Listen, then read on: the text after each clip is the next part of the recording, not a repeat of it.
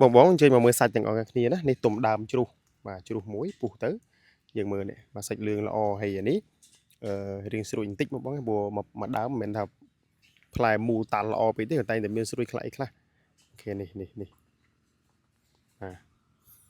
ទឈ្ងុយ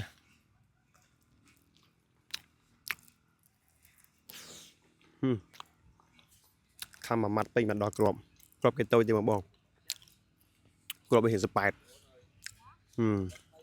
អេមកអើយល្មុតផ្អែមឈ្ងុយខ្ទិះ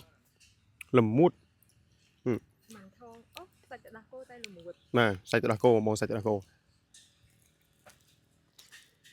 ក្របគេសាច់ទឹកដោះគោតែល្មុតដូចខាក់វិញបងនេះដោយសារទុំរៀងជ្រុលទេណាបងណា